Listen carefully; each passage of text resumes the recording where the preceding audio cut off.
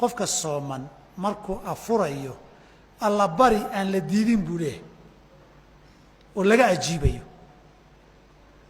laakiin markaas marka la joogay nafiya hunguri raashin hor yaallay inay ducaha leeshayso hawl adag ma sideedaba mararkaas adag bay cibaadadu ugu fadli badan tahay ducada iyo cibaadada soo nabi xadiidkii muslim warinaya ma dhihin alcibaadatu fi lharji ka hijratin ilaya xilliga harjigu waa dilka iyo dagaalka iyo xilliga xabaddu wifta leedahay ee la islaynayo qofkii cibaadaystay dikri iyo duca iyo xasuustaay qof nabi maxamed oo nool u hijrooday ajirkoodoo kale u leeyahay waayo xilligaa ma sahlana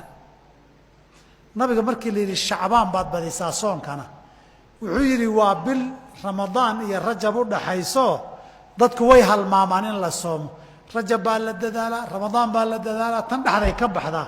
anugu inaan soomaan jeclahay awqaadda naftu aynan haleelin ama la halmaamo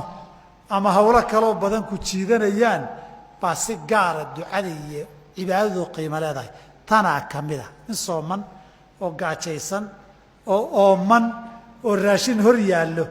oo aadaanka iyo allahu ku sugaya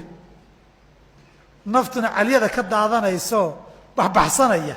yaa waxaa la yidhi cinda fitrihi duco aan la diidin oo la aqbaluu leeyahay